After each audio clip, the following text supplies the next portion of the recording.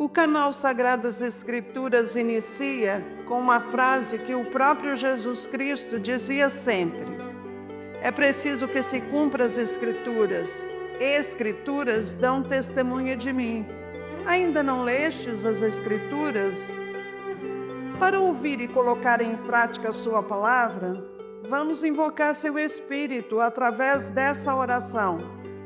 Meu Senhor, meu Pai, enviai teu Santo Espírito para que eu compreenda e acolha a tua santa palavra. Que eu te conheça e te faça conhecer, te ame e te faça amar, te sirva e te faça servir, te louve e te faça louvar por todas as criaturas. Faz, ó Pai, que pela leitura da palavra os pecadores se convertam, os justos perseverem na graça e todos consigamos a vida eterna. Amém. 23 de março de 2026, Liturgia da Palavra. A leitura é da profecia de Daniel, capítulo 13, versículos 1 a 9, 15 a 17, 19 a 30 e 33 a 62. Ou a forma breve, está entre colchetes, 41 a 62. Naqueles dias, na Babilônia vivia um homem chamado Joaquim. Estava casado com uma mulher chamada Susana, filha de Elcias, que era muito bonita e temente a Deus. Também os pais dela eram pessoas justas e tinham educado a filha de acordo com a lei de Moisés. Joaquim era muito rico e possuía um pomar junto à sua casa. Muitos judeus costumavam visitá-lo, pois era o mais respeitado de todos. Ora, naquele ano tinham sido nomeados juízes 2 anciãos do povo, a respeito dos quais o Senhor havia dito: da Babilônia brotou a maldade de anciãos juízes que passavam por condutores do povo. Eles frequentavam a casa de Joaquim e todos os que tinham alguma questão se dirigiam a eles. Ora, pelo meio-dia, quando o povo se dispersava, Susana costumava entrar e passear no pomar de seu marido. Os 2 anciãos viam-na todos os dias entrar e passear, e acabaram por se apaixonar por ela. Ficaram desnorteados, a ponto de desviarem os olhos para não olharem para o céu, e se esqueceram dos seus justos julgamentos. Assim, enquanto os 2 estavam à espera de uma ocasião favorável, certo dia Susana entrou no pomar como de costume, acompanhada apenas por 2 empregadas, e sentiu vontade de tomar banho por causa do calor. Não havia ali ninguém, exceto os 2 velhos que estavam escondidos e a espreitavam. Então ela disse às empregadas: por favor, ide buscar-me óleo e perfumes e trancai as portas do pomar para que eu possa tomar banho. Apenas as empregadas tinham saído, os 2 velhos levantaram-se e correram para Susana, dizendo: olha, as portas do pomar estão trancadas e ninguém nos está vendo. Estamos apaixonados por ti. Concorda conosco e entrega-te a nós. Caso contrário, deporemos contra ti que um moço esteve aqui e que foi por isso que mandastes embora as empregadas. Gemeu Susana, dizendo: estou cercada de todos os lados. Se eu fizer isso, espero a minha morte. E se não o fizer, também não escaparei das vossas mãos.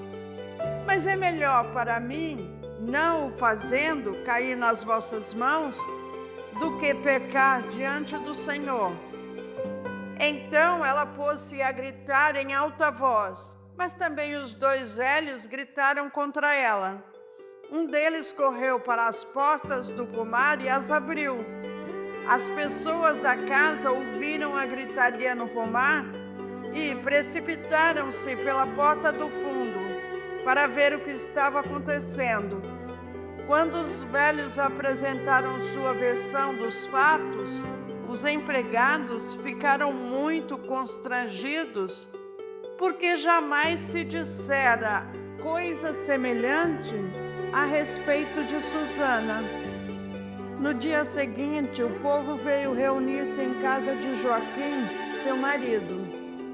Os 2 anciãos vieram também com a intenção criminosa de conseguir sua condenação à morte. Por isso, assim falaram ao povo reunido: mandai chamar Susana, filha de Elcias, mulher de Joaquim. E foram chamá-la. Ela compareceu em companhia dos pais, dos filhos e de todos os seus parentes. Os que estavam com ela e todos os que a viam choravam. Os 2 velhos levantaram-se no meio do povo e puseram as mãos sobre a cabeça de Susana. Ela, entre lágrimas, olhou para o céu, pois seu coração tinha confiança no Senhor. Entretanto, os 2 anciãos deram este depoimento: enquanto estávamos passeando a sós no pomar, esta mulher entrou com 2 empregadas. Depois fechou as portas do pomar e mandou as servas embora. Então veio ter com ela um moço que estava escondido, e com ela se deitou. Nós que estávamos num canto do pomar, vimos essa infâmia. Corremos para eles e os surpreendemos juntos. Quanto ao jovem, não conseguimos agarrá-lo, porque era mais forte do que nós, e abrindo as portas, fugiu. A ela, porém, agarramos e perguntamos quem era aquele moço. Ela, porém, não quis dizer. Disso nós somos testemunhas. A assembleia acreditou neles, pois eram anciãos do povo e juízes, e condenaram Susana à morte. Susana, porém, chorando, disse em voz alta: ó Deus eterno, que conhece as coisas escondidas, e sabes tudo de antemão, antes que aconteça. Tu sabes que é falso o testemunho que levantaram contra mim.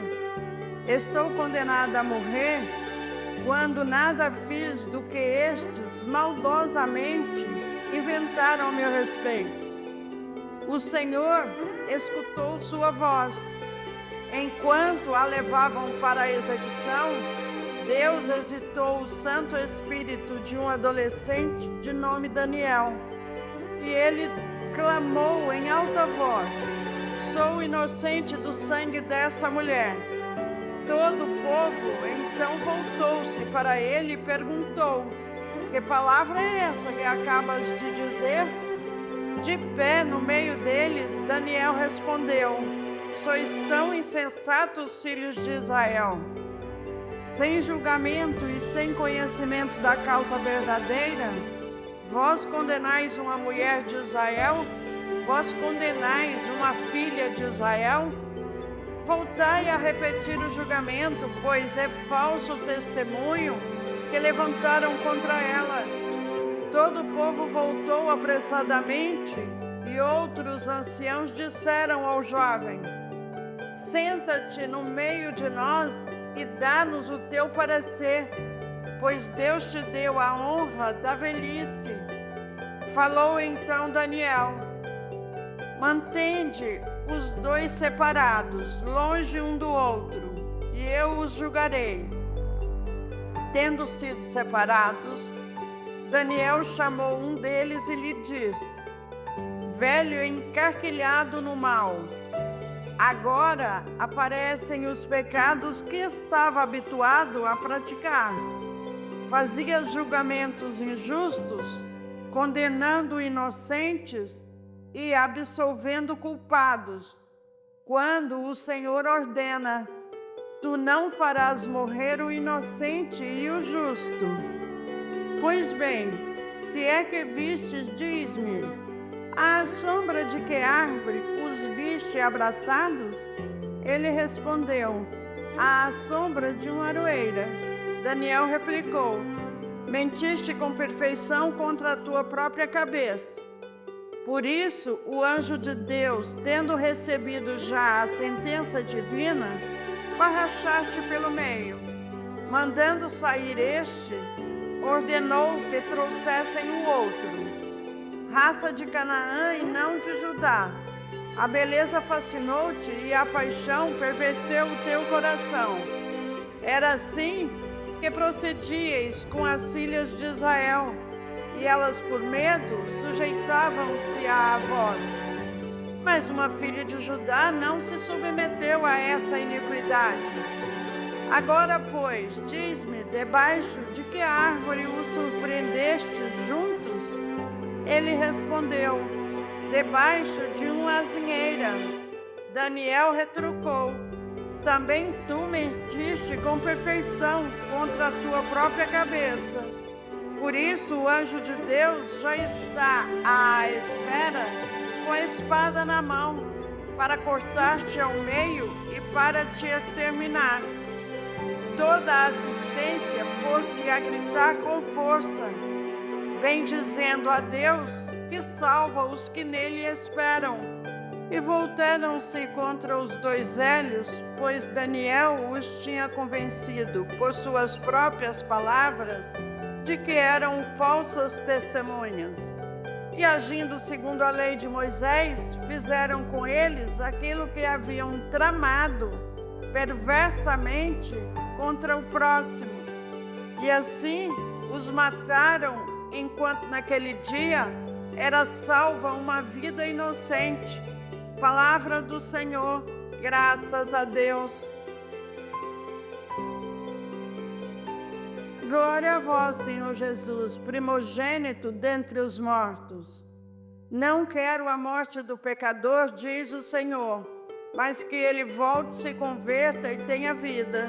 Ezequiel 33:11. Proclamação do Evangelho de Jesus Cristo segundo João, capítulo 8, versículos 1 a 11. Naquele tempo, Jesus foi para o Monte das Oliveiras. De madrugada voltou de novo ao templo. Todo o povo se reuniu em volta dele. Sentando-se, começou a ensiná-los.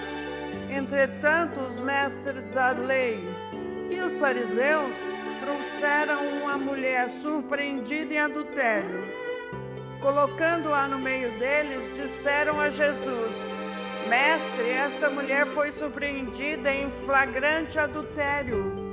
Moisés, na lei, mandou apedrejar tais mulheres. Que dizes tu? Perguntavam isso para experimentar Jesus e para terem motivo de o acusar. Mas Jesus, inclinando-se, começou a escrever com o dedo no chão. Como persistissem em interrogá-lo, Jesus ergueu-se e disse, quem dentre vós não tiver pecado, seja o primeiro a atirar-lhe uma pedra. E, tornando a inclinar-se, continuou a escrever no chão. E eles, ouvindo o que Jesus falou, foram saindo um, a começar pelos mais velhos. E Jesus ficou sozinho com a mulher que estava lá, no meio, em pé. Então Jesus se levantou e disse, mulher, onde estão eles? Ninguém te condenou? Ela respondeu, ninguém, Senhor. Então Jesus lhe disse, eu também não te condeno. Podes ir e de agora em diante não peques mais. Palavra da salvação. Glória a vós, Senhor.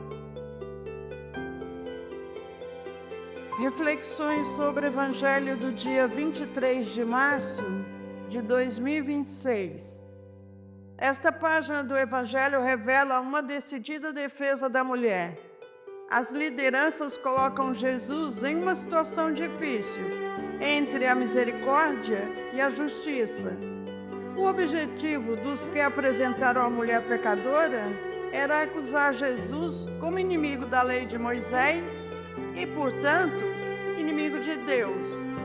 Eles não se importam com a situação da mulher, que iria ser apedrejada. Jesus tem outro critério de julgamento, a misericórdia.